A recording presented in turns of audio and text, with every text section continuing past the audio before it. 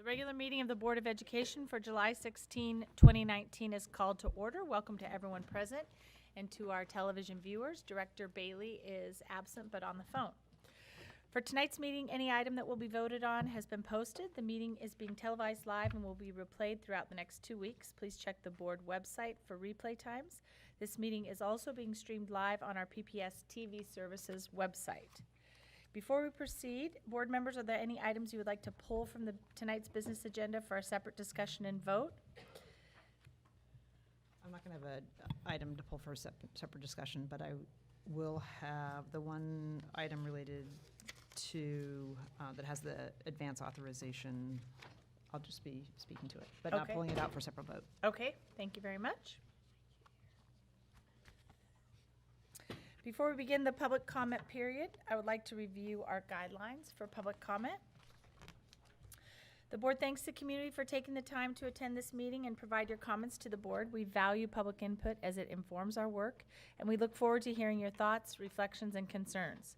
Our responsibility as a board is to actively listen without distraction from electronic devices or papers. One quick reminder, any oversized signs need to be in the back foyer, and signs in the audience should not be held in a way that obstruct others' viewing of the meeting. Board members and the superintendent will not respond to comments or questions during public comment, but our board office will follow up as needed on board-related issues raised during public testimony. Guidelines for public input emphasize respect and consideration of others. Complaints about individual employees should be directed to the superintendent's office as a personnel matter. If you have additional materials or items you would like to provide to the board or superintendent, we ask that you give them to board manager Roseanne Powell to distribute to us. Presenters will have a total of 3 minutes to share your comments. Please begin by stating your name and spelling your last name for the record. During the first 2 minutes of your testimony, a green light will appear. When you have 1 minute remaining, a yellow light will go on, and when your time is up, the red light will go on and a buzzer will sound. We respectfully ask that you conclude your comments at that time. We appreciate your input and thank you for your cooperation. Ms. Huff, do we have anyone signed up for student or public comment tonight? No. We do? Oh, I just didn't check in, so. Yes, we do.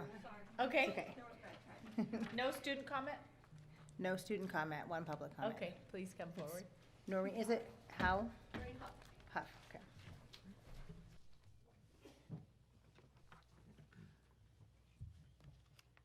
Good evening, Board. My name is Noreen Huff, H-O-U-G-H. I'm a special education parent involved in a number of special education advocacy organizations with PPS. I'm here today to comment on the new revision of the student conduct and disciplinary policy.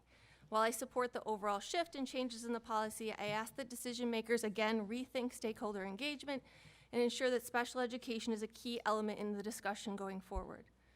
Reading the new policy, I applaud the restorative justice and trauma-informed approaches that were presented, and I appreciate the recognition of the large inequities that currently exist in the system between different buildings that we have across the whole district. While I support these policy changes, I'm here again to talk to you about stakeholder engagement and the lack of transparency in this process. Your intro memo states that you solicited info from high school students, parents, and staff. I'm pleased to see that you engage students in this process, including those at Meek. However, high school students are not those who are most likely to experience disciplinary issues within our system. From 2018 data PPS published, major disciplinary issues only involve about 3% of our high school students. However, middle school students, those in CBO programs, those in alternative programs, and those in Pioneer have significantly higher rates of interaction with our disciplinary system. And those stakeholders were not engaged in this process at all. Talking to well-behaved, comprehensive middle school or high school students does not equal the same thing as those who are actually being suspended and expelled in our system. You spoke to staff at 2 schools, both with very low disciplinary rates, and heard from 37 parents in a Google survey. Their survey was never sent out to parents via PPS. Stakeholder parent groups like SPEAC were not asked to contribute in any way. And I tried to find this on the PPS website, but outside of the memo for today's meeting, this link and this Google survey were not published on the website anywhere. I keep pushing the district to engage stakeholders, but it should not just be a checklist of we talk to student staff and we talk to parents. It actually has to be the student staff and parents who are part of that proposal and whose policy changes will be impacted. Right now, the district does not release data specific to disciplinary issues in special education. However, national studies have found the 3 largest factors for students being referred for disciplinary procedures are first, special education. They're the largest impacted group. Then students of color, and then students who live in low-income communities. Within Portland, when you look at the largest number of students who are engaged in disciplinary issues, our largest school is Georgia, with 20% of their students. And this is a school that has large proportions of all 3 groups that are particularly targeted. So I assume we follow the national trends.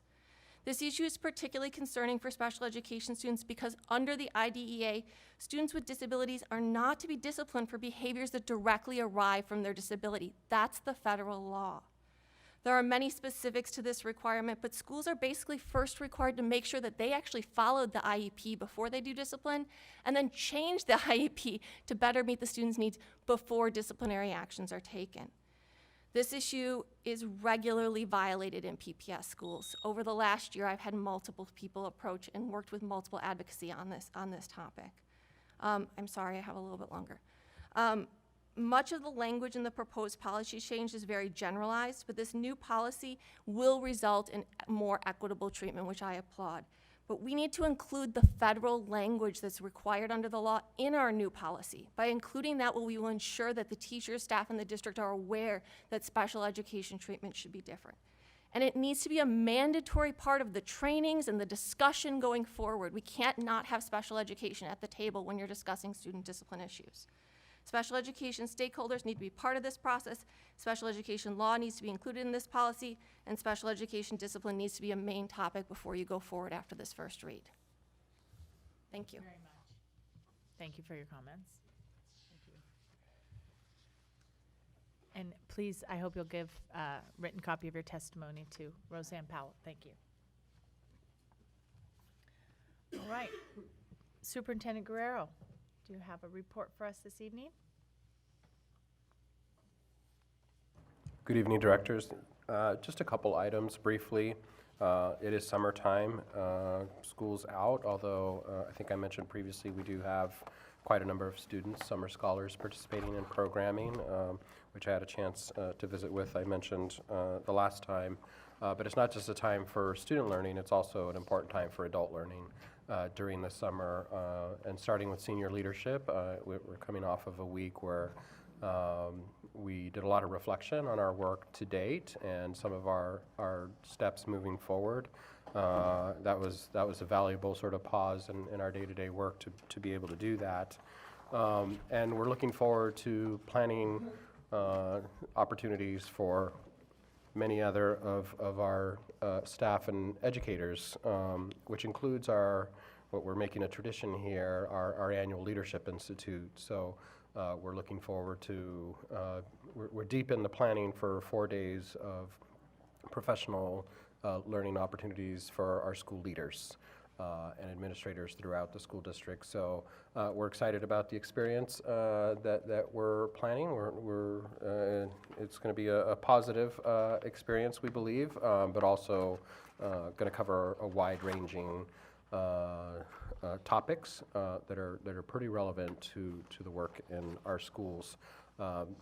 The professional development that we're preparing to implement this August is not just for our school leaders, but also for all of our new teachers as they come aboard, to do some onboarding with them, as well as support staff, our school secretaries, for instance. We bring them together. We're trying to be better about being a good employer and including our employee groups as they return to the start of a new school year. So we're deep in the planning for many of those events that are coming up, and we'll be sharing more details with the board as we get closer. And then the only other mention that I wanted to make this evening in advance, it isn't until Saturday, August 24th, but I hope our listening audience will make note of it in their calendar. This is our largest volunteer event of the year. This is Project Community Care at over 70 schools. We're hoping neighbors and volunteers will pitch in to help beautify our schools in preparation in advance of our students returning for the first day of school. It's a wonderful event. I know that the board, district administrators, leadership, principals, and school staff, we've had the privilege of participating and helping our schools with projects that they've listed out. If you're interested in being a part of the event, you can find the details on our website, and we really count on this important level of support from the broader community. So mark your calendar. That's all I have for tonight, just those 2 items. It's been getting better and better each year for the past few years, more participation. We do encourage everybody to come out. Thank you for that report.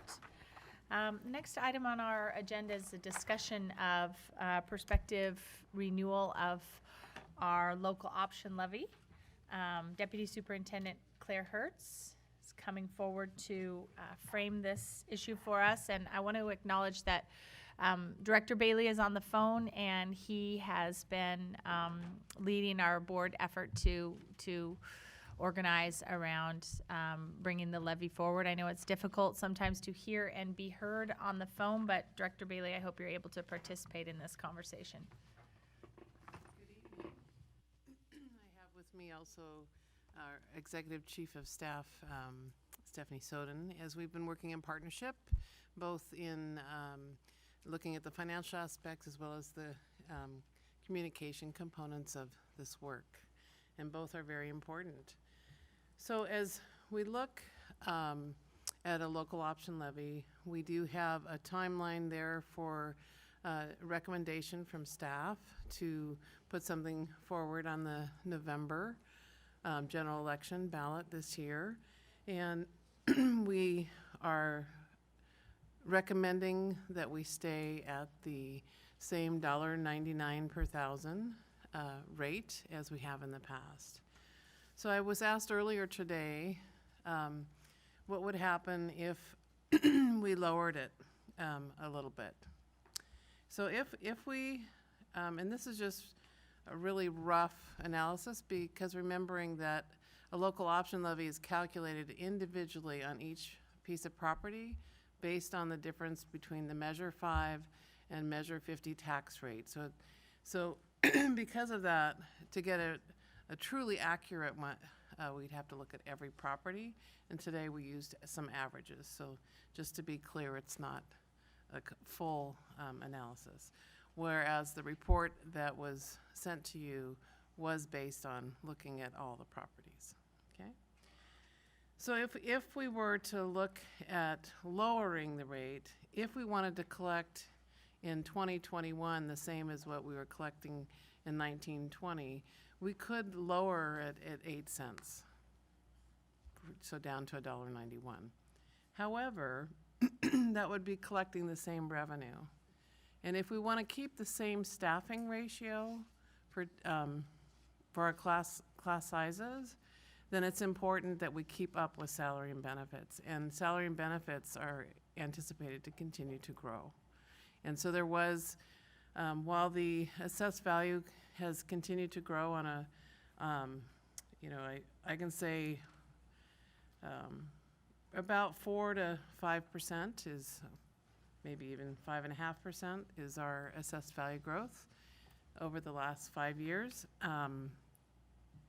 Our local option levy revenue generated anywhere back in 2016, it was 21% increase, whereas in 18-19, it's only a 4% increase.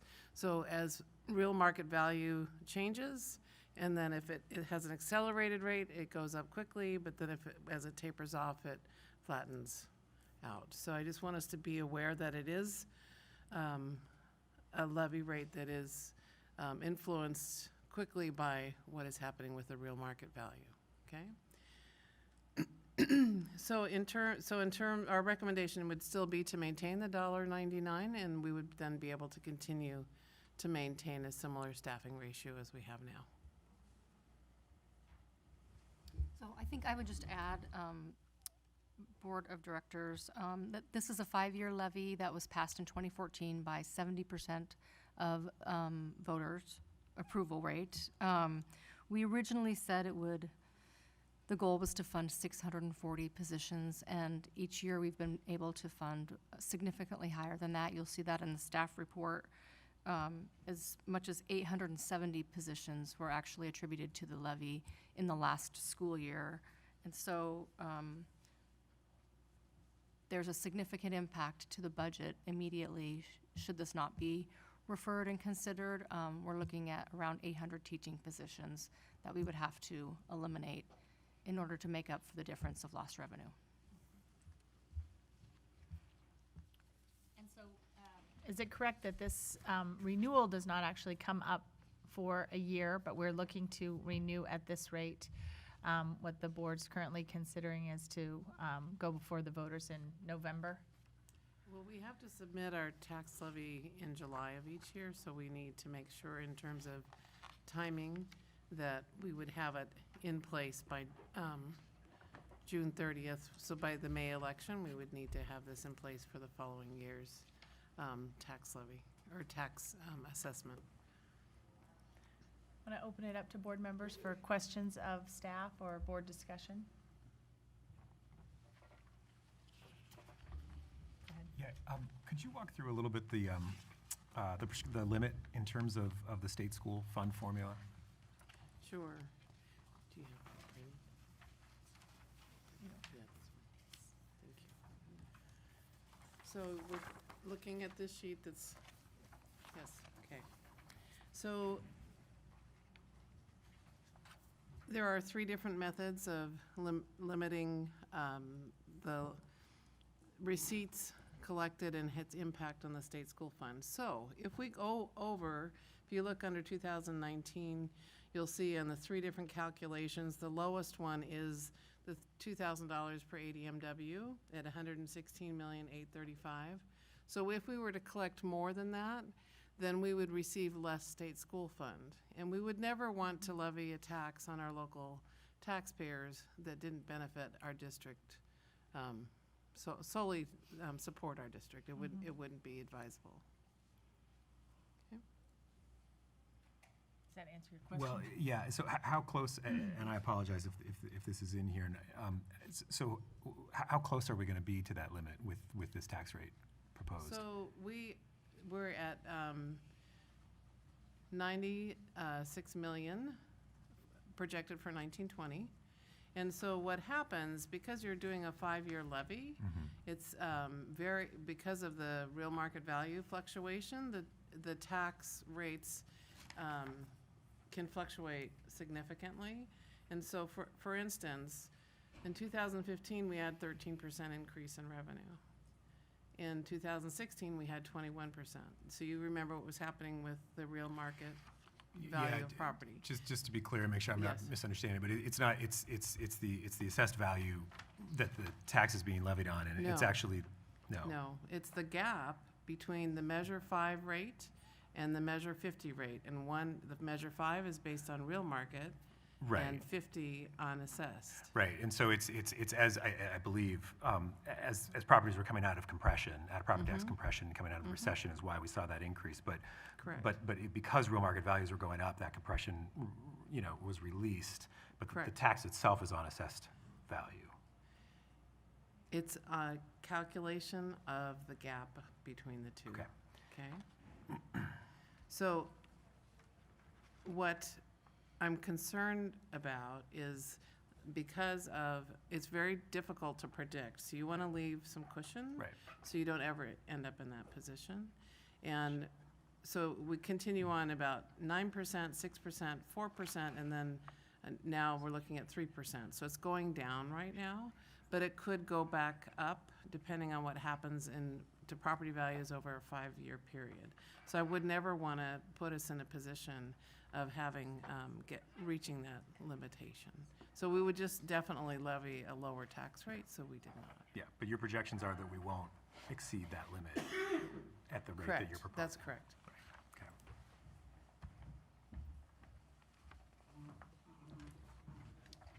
So I'm wondering, on the backgrounder, there is historical data from 2015 to 2019, and for each year, it has the number of teaching positions. Can you say it doesn't have the actual amount that was raised?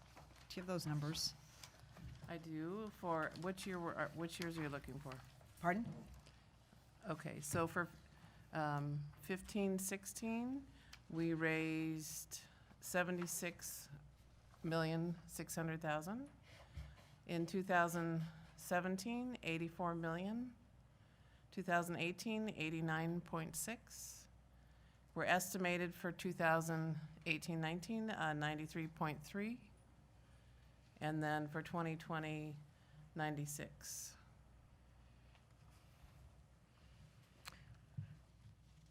So this is, I'm not sure if this is a question for staff or just for a larger board discussion, but when I'm looking at the local option rates on page 10 of the Piper Jaffray, PPS is significantly above most other districts by about 40 cents.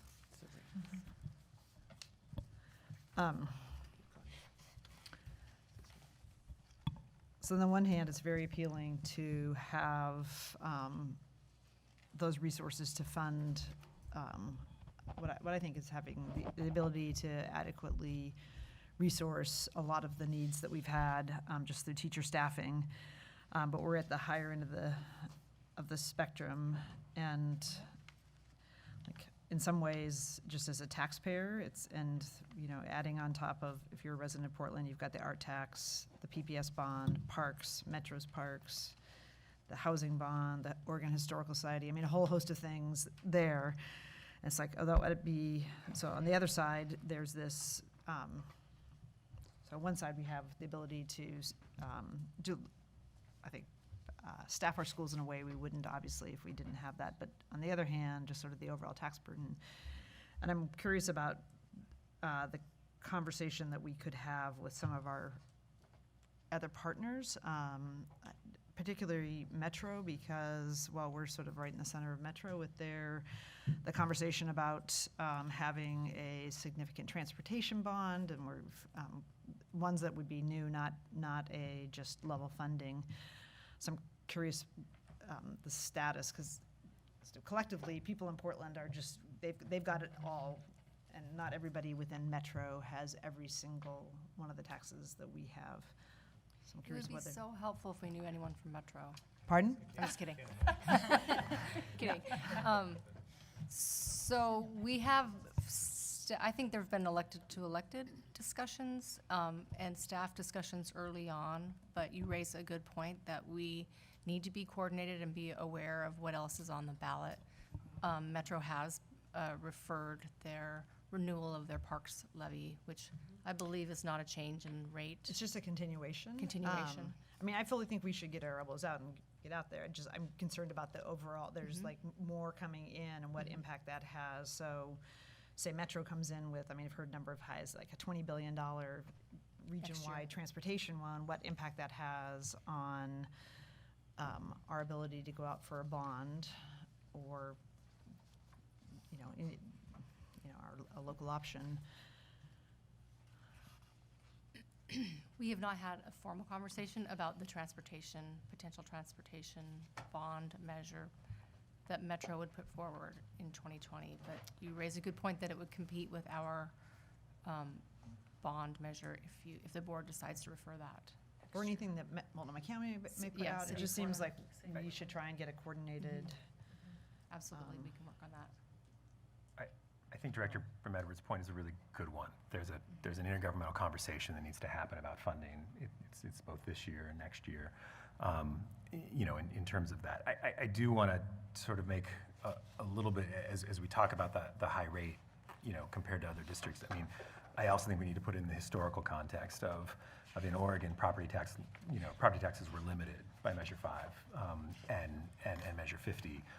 And as a result, I think there is actually an argument. One of the reasons why our levies have been supported, I think, is because there is, when you talk about price of government and people's willingness to pay for government, it is higher in the Portland area than it is in other places. And so I want to make sure we don't lose that. And I wouldn't want us to necessarily bring our tax rate down and lose teachers if in fact, because of this 20 or 30 year tax limitations, our voters actually are quite comfortable paying for schools through this mechanism. I guess I'm worried that we won't be able to keep that and the bond when everything else comes in. So maybe and part of the issue is a lot of it is based on the property tax. So is there another mechanism that we have this intergovernmental conversation about that we're able to accomplish regional objectives? I know the libraries are looking at doing a bond as well, which would be new. So there's a number of new things coming online, and, you know, does it all need to be property tax? Is there some other way to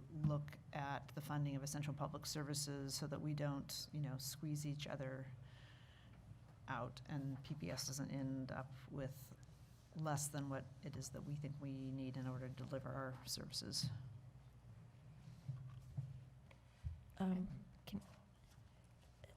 So just to address that, so somebody correct me if I'm wrong, but there is a net outflow of financial resources from Portland to the rest of the state through the state school fund. On the other hand, local option levy money that is generated here stays here. So I don't think it would be in our students' best interest for us to decrease unnecessarily the levy rate that we're using, because that is our check on Our largesse. well, you know, the stupid way this state funds public education, frankly. The local option levy is really the only thing we have available that we can control that will guard against the kind of outflow of resources. I think it's like 75% is what we retain of what our taxpayers give. So just to play things the other way versus going down, one of the conversations that we had in our, when we were talking about goal setting, was that having some really specific, targeted, focused resources around some of the goals we were going to be setting. And because we're doing goal setting after the budget, I'm wondering if there's an increment to resource over and above the current rate, to resource that, or are we going to need to wait till next year? So just as the flip argument to decreasing the rate, is there a reason to increase it to fund something that we've identified as a priority that we haven't put into the budget?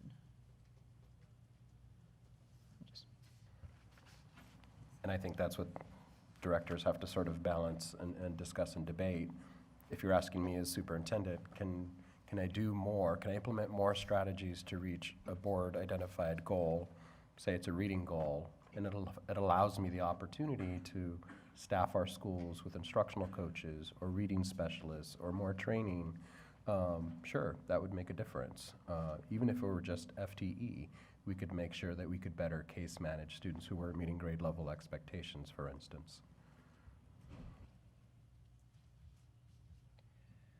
So just by way of process, so this is our second conversation as a board, considering our options as far as bringing the referral back to the voters, the renewal back to the voters.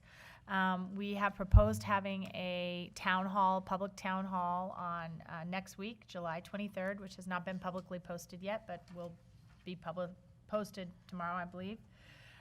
Then the board will revisit this discussion on August 6th in a work session, and depending on further discussion, look to bring a proposal for a referral resolution back to the board on August 13th. Do I have that right, that timeline? Yep. And if you could just walk back, Deputy Superintendent Hertz, to what you opened the conversation with, because I don't believe it's in the documentation that we have, that basically what you said, to put it in very simple terms, is that it's a wash. The growth in the property tax base relative to the growth in growth in the expenses of our teachers. Can you put any finer point on that, how commensurate those two figures are? So what I can say is for 18-19, we had a 4% growth in revenue, and that's very similar. Probably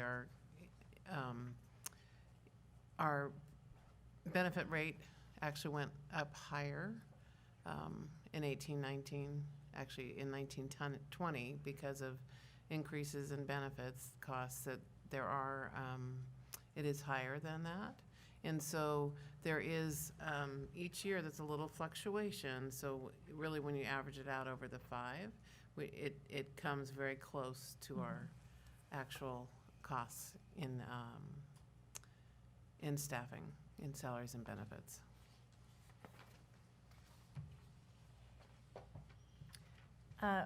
Director Bailey, do you have anything you'd like to add to this discussion? Maybe we lost him.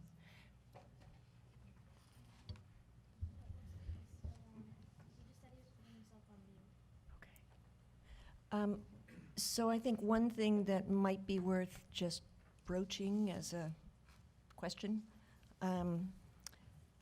So historically, we have designated the, yes. Director Moore is speaking right now, but we want to hear from you when she's done. Do you want to take him before? Go ahead. Okay. So we have designated the local option levy to be used pretty much exclusively for teachers. That is not a requirement by the state. That's something that we have decided. And I think it's a fine idea, but I think it's probably worth talking about, do we want to continue to do that, or do we, to get to your point, do we want to have some flexibility in how we use the local option levy money? So just to that point, so the way that we've always done it, I think, is the way that some of the voters were most receptive to receiving it. I think there'd be, and given this is for the out year, it's worth looking at it through the equity lens of whether you want to leave, say, the majority of it for teachers and then an increment for some really specific strategies that that the superintendent and staff have identified and fund it. But I think it's a good conversation to have, because this is sort of just the way we've always done it. But it really it's equal, maybe, but not have an equity component to it. And I'd be interested in the superintendent, just this meeting or another meeting. Yeah, talking about it. again, I think we can make a more compelling case or a campaign when we can tie it to something concrete and visible and tangible to our stakeholders, and especially if it affords us the opportunity to accelerate some strategies. So whether it's additional arts educators to complete our pathways, or added librarians as part of a literacy effort, or CTE teachers, if we could tie it back to some specific goals so that people would see that personnel, because I think people is very visible. I could see how maybe that would be one way to be a little bit more diverse in the portfolio of how we use those or leverage those resources. And although I think it's enticing to think about supporting specific strategies, this is enough teachers that we will see a difference in overall class sizes if we start to decrease that. And I think we want to be careful what language we use in the levy, in the ballot measure itself. We want to, we've run into this problem before, where kind of promises were made that were difficult to track. And we have resolved that problem in the past. We have resolved the problem.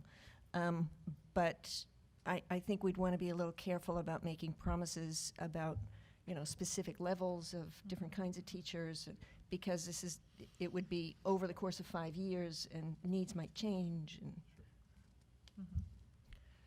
I'm not Director Bailey? advocating for a change, just to be clear. I just think it's worth talking about it. Director Bailey? Yes, thank you. I'm watching the live stream, which has a several second lag, so it's a little confusing at times. I just want to say that I think we should stick with the staff recommendation. I think we, as the Piper Jaffray memo made clear, there are, as the assessed value and the market value ratios shift, things can change in terms of how much revenue we actually gets generated. So I think it's a prudent middle course, so that we continue to generate revenue to support teachers and make sure we don't get into the bump into any of the limits.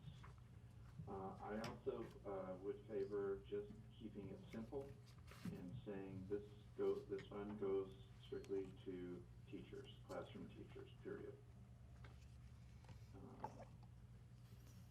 And I think that sums up my thinking right now. Thank you. Any further discussion or issues? Just one, I just want to make sure I'm reading this correctly. So 18-19, it's 870 teaching positions at 93 million. And we're projecting in 19-20, it's 96 million, but only 800 teachers. So we have, It would actually be higher. That was just a round number, the Okay. 800. So is it closer to 870? it would be closer to 870, yes. Okay, because it But- says, It's all estimated, If so, they're tracking roughly the same. yeah. so essentially the three, it'd be about the same number of teachers, and the increase in the assessed rate tracks or aligns against the increases in benefits and the roll-up costs. The only thing Approximately. I'm gonna change in that statement is it's not just the assessed value you have to look at. And probably, I've got some slides here from OSBA that I'll be happy to send to you guys so that you can see that there's really a calculation between the real market value and the assessed value that has to be made, and it's individual to each property. So I'll send you more information, but I won't try to explain it now. Fair enough. But I guess the high line is Yes. just the increases in the amount of revenue coming in. Yes. Approximately align with our overall cost increases for the same number of teachers. So wash. Yes. Okay, When you blend it out over time, that is correct. But Okay. there are fluctuations from year to year. Okay, so again, next, Superintendent? Just to elaborate a little further, that fluctuation then therefore, while we've always met the goal of 640 teaching positions, it's varied year to year, right? It's gone from 757 to 827 to 790 to 870. And so if we maintained the levy rate, could we continue to approximate those levels, but it won't be exact? So yes, that's correct. And so what's happening is the revenue is slowing down in growth.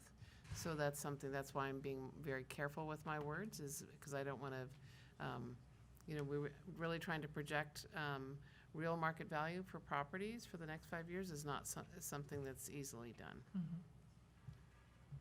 And I would say, I mean, the real danger is a property market crash, right? And we saw that in 2008, 9, 10, Yes. 11. And when real market value goes down, Then it's a significant impact. and you'll have a significant impact now.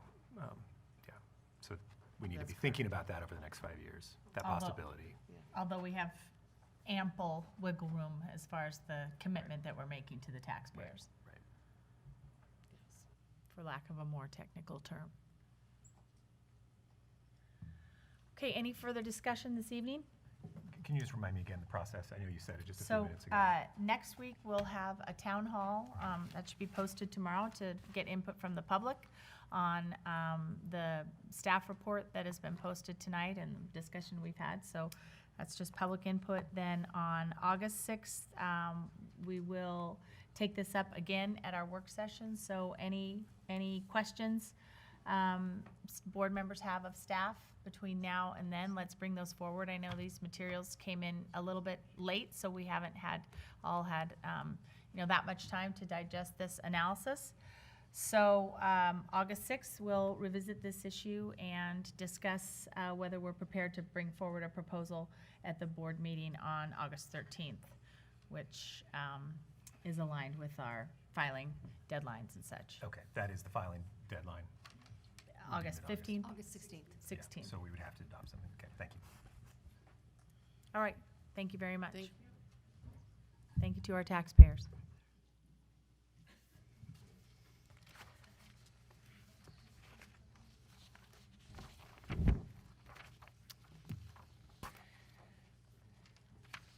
All right, the next item on our agenda this evening is a resolution to bring forward Phase 1 of an internal performance audit plan.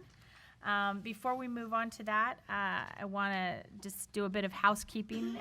With the departure of Director Anthony and Director Rosen, who served previously on the Board Audit Committee, there's a need to appoint 2 temporary members until the board has a discussion in August about how we organize ourselves, what committees we have, and who will serve on which committees. In the meantime, I would like to appoint Director DePass and myself as temporary members to the board's audit committee so that we can continue some important current work.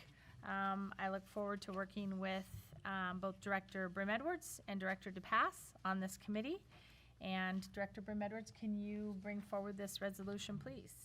Yes, thank you, Chair Constam, and welcome new temporary audit committee members. We're glad to have you. So tonight, everybody should have, and there's been posted, Phase 1 of the proposed 2019-20 audit plan. And back in January, for those who were on the board, you might remember that Deputy Superintendent for Business and Operation Hertz and I presented to the board sort of a 6-month audit committee plan that really involved primarily standing up the audit function and the audit committee, getting the planning done, doing some planning work around both the audit plan, Secretary of State's audit response, and also the bond budget gap. And also, one of the items on the committee's agenda was the development and the receiving the recommendations from the internal performance auditor and around the 2019-2020 audit plan. And so just to be clear with everybody, the two big areas that are sort of off the, that are not included in the scope for the internal performance auditor is financial audit, the annual financial auditing, because we have that done anyway, by another firm that we have every year. And then we also, they don't, not included is anything related to the bond as well, because we also have a bond performance auditor. So the plan scope is excludes those two big topics. So by our policy, the auditor develops a draft plan and presents it to the committee. Our auditor, Mary Catherine Moore, surveyed the 2016 PPS district-wide operational and business services risk assessment and also the 2018 Secretary of State audit, and spoke both with staff and external parties to develop sort of some conceptual audit topics based on risk factors. Tonight, we have before us two elements of the larger audit plan for the board's review and consideration. The audit committee that was in existence last year advanced this forward, and they're around two topics. One is around purchasing cards or P cards, and that's not actually a full audit, it's a review. And the second topic area or focus area is contracts. And I don't know, Deputy Superintendent Hertz, if you would like to say something, or our auditor, Mary Catherine Moore, would like to say something. Introduce our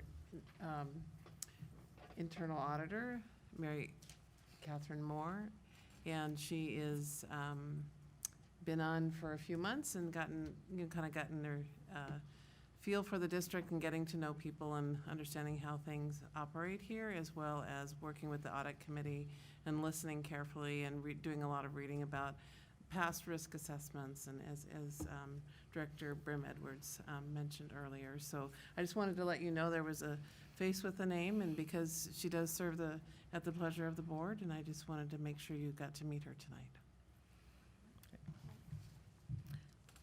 Thank you. Welcome. So as everybody can see, we have the 2 topic areas, and the other topics that have been developed and discussed in the audit committee. After consulting with the Deputy Superintendent Hertz, we're going to have further discussions in the committee and with both 2 new committee members and the new board members, and we also have a new community member who is serving on the audit committee. It'll be a good time for us to, I think, review the recommendations that came from the auditor, have a discussion with leadership, and then make some decisions about how we want to proceed. But tonight's board action, board consideration and action will allow our auditor to get auditing, which I think is an important concept. And I do want to say that we're in the process of scheduling a full board discussion around a proposed audit plan. To me, this is one of the most important areas of work for the board, since the auditor and potentially auditors do report directly to the board. So this is an area that really requires our deep engagement as a full board. So as Director Brim Edwards says, this enables our auditor to get started, and then we will collectively revisit other recommended topics for future audits and finalize our long-term plan. Does anyone have any questions? Nope. I'm excited to get started. Thank you. We love people who are excited about the audit committee's work. It's a very limited subset of people. Won't Bill. Okay, we will now consider resolution number 5935, resolution to approve phase 1 of the 2019-2020 internal performance audit plan. Do I have a motion and second? Moved. So moved. Second? So Director Moore moves and Director Scott seconds the motion to adopt resolution 5935. Is there any further board discussion? We will now vote on resolution 5935. All in favor, please indicate by saying yes. Yes. Yes. Yes. All opposed, please indicate by saying no. Resolution 5935 is approved by a vote of 7-0. Thank you. Thank you, Deputy Superintendent Hertz and Auditor Moore. Thank you for your work on this. All right, we are back to you, Director Brim Edwards, with work coming out of our Board Policy and Governance Committee. Great, thank you, Chair Constam. So in a minute, I'm going to ask Carol Hawkins to present some of the highlights of the changes, but just to provide some background, again, we're sort of in a transition point with a change in, this has been ongoing work, and we want to bring everybody up to speed with where we are in the process. So last year, out of the Whitehurst report, there was this whole series of recommendations, and this is one of the last ones that is in the process of being developed to be implemented. So this specific recommendation was a development of a policy that would provide more specific guidelines to our staff on interactions with our students. And just to be clear about the process, this is our first reading. So we had a first reading last year. We received substantial community input. There was lots of there was a fair amount of committee discussion. We then had a demand to bargain from the Portland Association of Teachers, and given that we want to have this policy be clear and useful to staff, and also holding on to that student safety goal that we have. That there was conversations as part of the interest-based bargaining discussions about the policy, and so coming out of that, we've had subsequent committee discussions, and I want to thank Director Moore and Director Constam, who are both committee members with me, for adding to the discussion we had, and I think the refinement and clarifications of several points in the policies. And so coming out of that committee discussion, we are going to have a second first reading of the policy, and I think we can expect that. So for the new board members, you all will have an opportunity to get a briefing, get all your questions answered. It's quite, it's a complex and I think somewhat groundbreaking policy. There's not a model that we could just pull from, a host of other districts. So we'll want all of you all to understand the different elements of it, and certainly bring fresh eyes and some good questions, I think, because lots of us have been looking at it for 8 months, and this will be an opportunity for you all to tell us where we missed something, or this isn't clear, or you only knew that because you've been sort of wallowing in the process or marinating in the process for a long time, and if somebody looking at it with fresh eyes or a parent, it wouldn't be understandable. So we're looking forward to the feedback from all of you. And with that, I'm going to ask Carol Hawkins and John Stellwagen to share just a brief overview of the changes since the last first reading. Thank you. Well, as Chairperson Edwards mentioned, we did have a discussion during our recent IBB process around the policy. Pardon me. Okay. Okay, thanks.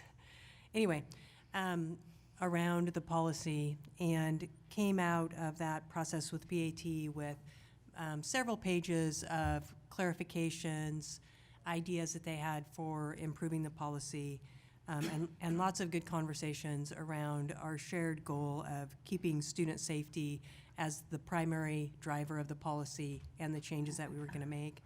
After that IBB process, then John and I came back and incorporated all of those many edits and suggestions and changes to the policy, and then forwarded that revised policy to our internal leadership, as well as those on the bargaining team, so that we could get additional input. The significant changes were not around the intent of the policy. They're really around clarification about our expectations for teachers and trying to make those very clear so that people can both read the policy and understand it from the perspective of an educator, but also as a parent and as a student. We've included a number of examples. We've changed our language somewhat to reflect some of the training that we received as the IBB participants around healthy behaviors, healthy relationships, and unhealthy relationships, which seems to be more easy for most of us to understand. And we've, in places where the language was vague, we tried to provide clarity. We also recognize that many of these behaviors come down to intent, and so we recognize that there will still be some language that is open to interpretation and the intent of the educator. I would just ask John if he has anything to add, since he worked very closely on the draft with me.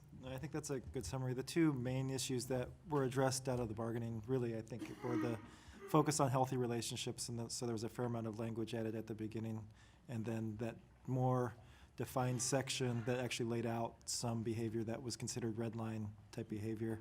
We had a training courtesy of Rita that really delved into that during the bargaining from, was it CARES Northwest? That really kind of set out parameters around what is considered red line, I suppose, behavior that is clearly prohibited and unacceptable, and more things that fall into the question of boundaries issues.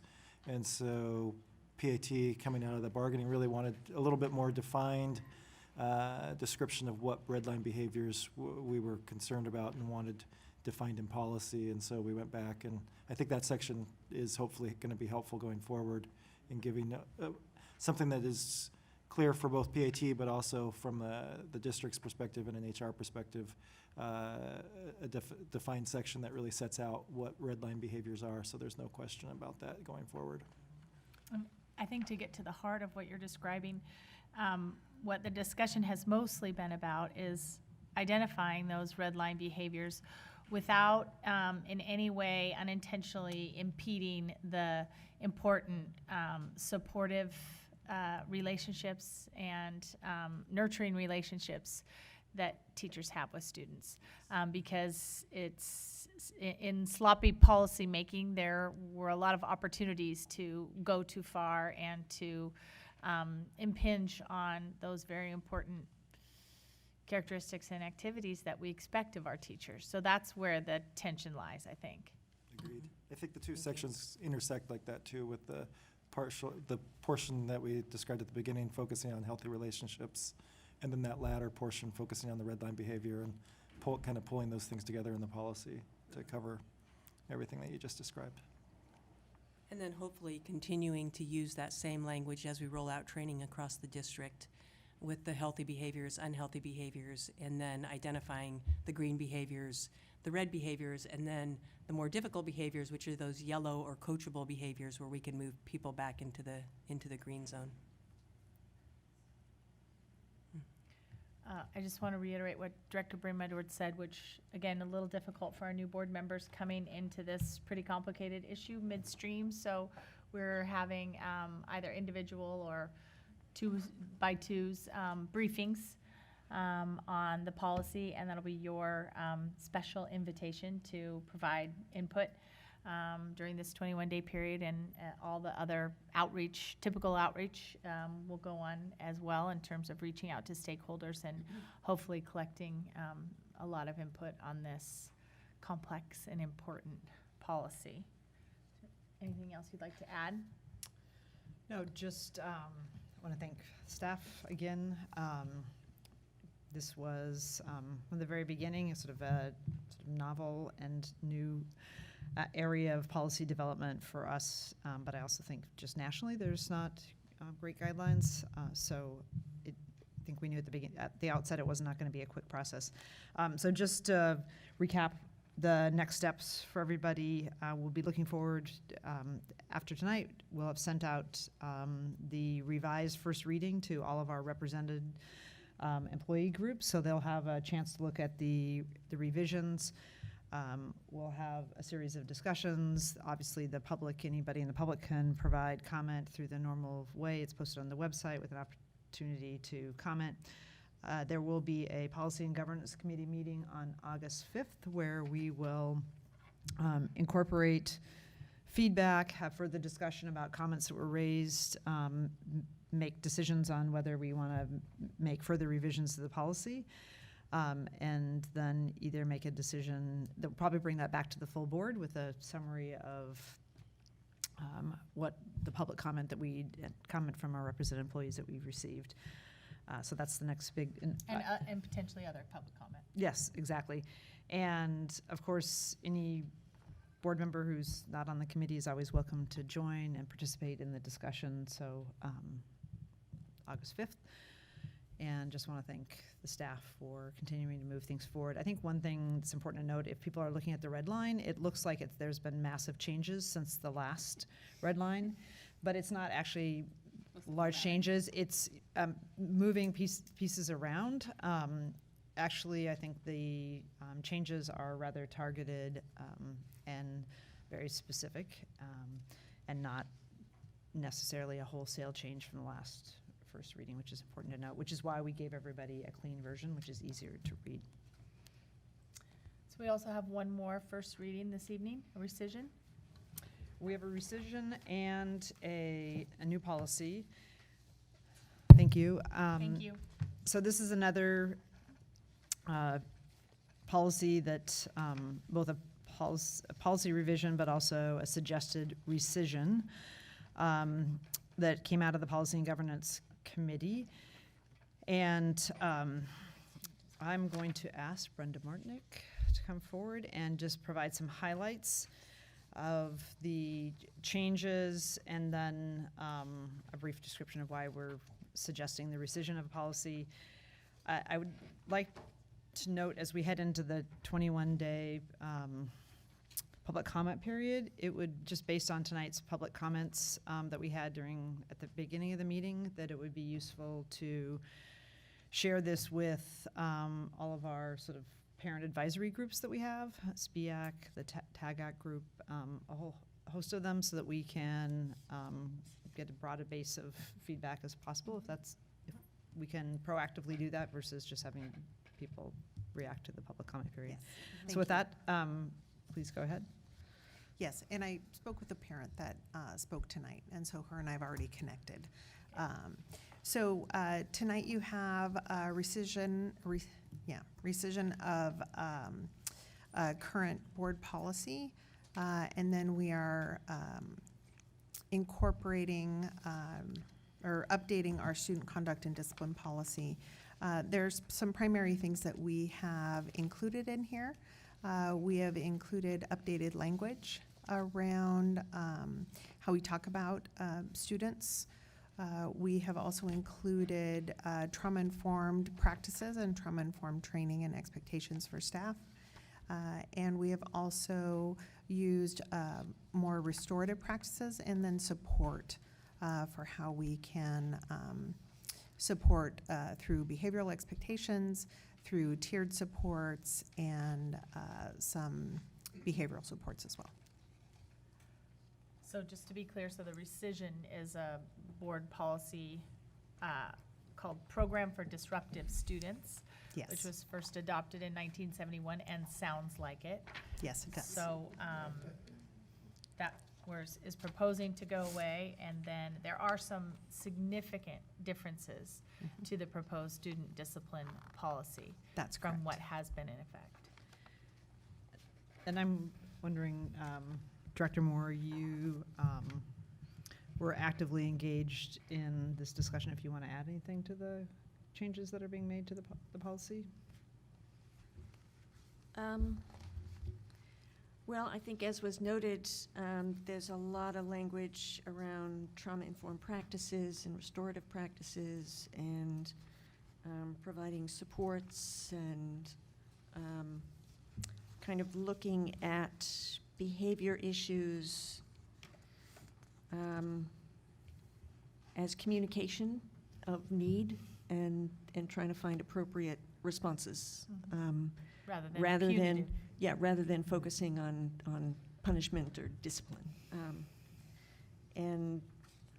Anyway, I wanted to thank the staff. We had a lot of discussion. This went back and forth a few times, and I mean, I really appreciated the responsiveness, and I think it makes for a better policy. I do agree that the timing is unfortunate because we're now in the middle of the summer, and it's going to be difficult to do outreach. The rationale behind getting this moving now rather than waiting until the fall, which would allow for more engagement, is that this is going to be associated with a new student handbook. That's correct. Which is going to be aligned with this in terms of the approach to behavior. So we want to make sure that these two documents, both the policy and the handbook, are aligned. And I think the plan is that we're going to do some targeted outreach as much as possible. And then if we discover areas that need some improvement, we can come back to the policy and make whatever amendments might be necessary. Yes. And we have started, I mean, we started the engagement process with our community, staff, administrators, families, back, I think we started this in March. So there has been a large opportunity for engagement at different levels. In fact, we also provided engagement opportunities in our Student Success Center with our students who are on delayed expulsion, and also in our Insights class with parents and students at first-time offenses. So we have engaged a variety of different populations, but in speaking with the parent here tonight, we're going to make sure that we send information out and get input from additional groups. May I ask a question about your engagement practice? Are these engagements in person, or how are you talking to these groups, and who's missing? They are. So they're all in person. We have had a variety of different types of groups. So we've had focus groups, specifically with students and with staff. We have had administrators and different teachers that have been involved in developing the policy itself and having input in that. We had a number of different family opportunities. One specifically was at the Insights class during the class where we talked about it, and then we actually did a Google survey to get some feedback that way. So we've done it in a variety of different ways. Mm-hmm. In terms of your survey, did you get good response rates, or do you have any idea how many? We didn't get responded? a great response rate from the Google survey, but we did in the discussions with the families. There's over 65 people who attend each one of them. Excellent, thanks. Just in terms of a first read through and compared to the old 1971 policy, I think it looks really good. Are we in the right century now? I know, right? My only comment was, we use the term trauma-informed care and trauma-informed practices, trauma-informed approach, which is more commonly used now in the field, but I don't think it's widely understood in the community. And so while there is a definition section, I think it'd be worth defining that a little bit more comprehensively. Like, what do we mean by that? What's the history of it? Where is it coming from? Yeah, I happy think to it's do that. absolutely the right approach, but I'm not sure to the layperson that it necessarily rings. Right. So. And in practice, it looks very different in different environments, so, yeah.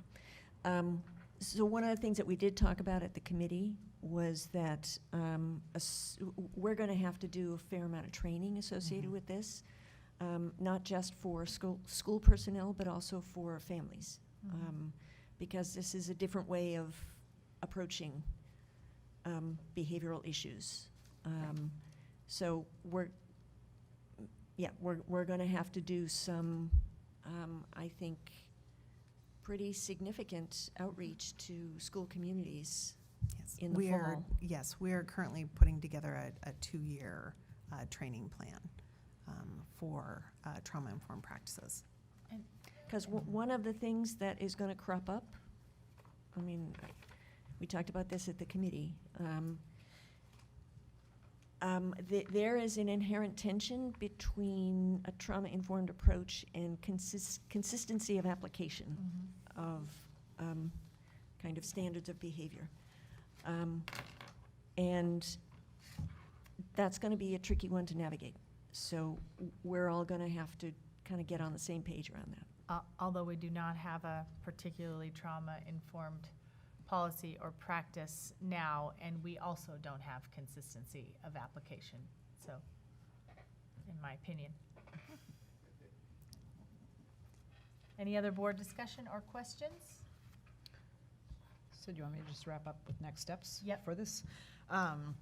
So, as with the last policy that we discussed, any public comment that we receive, whether it was here tonight, through the public comment or at the board dais, we'll have a discussion about that at the next Policy and Governance Committee meeting, which is on August 5th. And I think it's worth noting also that in addition to a clear need to update our policies, that this was also something that was a finding in the Secretary of State's audit, And this is another item that we'll be sort of noting that we will have completed when it's finished. Also, Maxine, I know that you wanted to circulate this with students, so I want to make sure that we, if students have input by the 5th, that'd be great, but if it's not by the 5th, even later, we'd take it as well. So thanks for your willingness to engage students also in something that I know that there's a high degree of interest in. And to try to find them in the summer. That's going to be difficult. All right, all of tonight's policies will be posted on the board website, and the public comment period is 21 days, with the last day to comment being August 6, 2019 on these policies. Contact information for public comment will be posted with this policy. Thank you very much. So, I did have a comment. Yes, Director Bailey. Excellent. I'm not gonna comment in particular on the draft policies right now. I do wanna say, I think we have an opportunity, and I've discussed this informally, batting around ideas, to really, improve our public engagement, in the policy development process, to start much earlier, to develop a better communication network and engagement network. And I'll try to formalize that, written going forward. I think we do bits and pieces of it, but I think we can start much earlier, and that will in turn create more engagement, more trust, more ownership going forward as we develop policies. This has been a topic of conversation in the Policy and Governance Committee, and the practice has evolved and improved, but still working on it, definitely, as evidenced by the public comment tonight. I was going to say, I'd love to work with Director Bailey on that. I do community engagement and public involvement in my day job, and would love to help inform that process or those practices. That'd be great. Sounds good. Anything else, Director Bailey? That'll do it for tonight. Okay. For this topic. Okay, we will move on to consideration of the business agenda. Ms. Huff, are there any changes to the business agenda? All right, do I have a motion and a second to adopt the business agenda? So moved? Director Bailey moves and Director Brim Edwards moves and Director Lowry seconds the adoption of the business agenda. Ms. Huff, is there any public comment on the business agenda? All right. Is there any board discussion on the business agenda? I just had one item, but I have so much paper here tonight, I can't find the business agenda. Here, I have it right here. Thank you. So, there's been a notification of the board of this today, but want to just also flag it just from a broader perspective, since one of the topics that we're working on, or our focus areas, just in terms of operational side of the board's work, is sort of creating some consistency around our contracts. And we have a personal service contract for Solution Tree that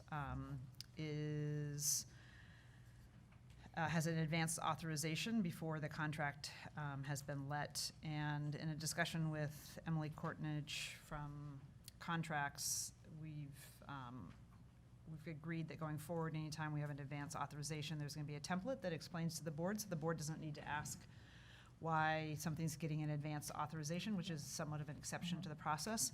So we'll have that just travels with the contract in the front end, because sometimes there are, in this particular case, we have a big gap between tonight's board meeting and the next one, which is not until August 13th. So it will allow the district to get its work done, but also to provide some transparency to the community about why we're providing advance authorization. It's worth noting that once it has this advance authorization, all the rules for contracts apply throughout the rest of the process. So it's not like there's some exception and then none of the rules apply, but there's a one-time exception. It will be explained why the urgency or why we're going that route, and then it goes right back into the other process. So just another process improvement of the board's review of art contracts. Yeah, thanks for bringing that up, and to our contracts manager for agreeing to just create this template. And again, it's pretty unusual for us to have these requests for advance authorization, but that's what we'll need and expect moving forward.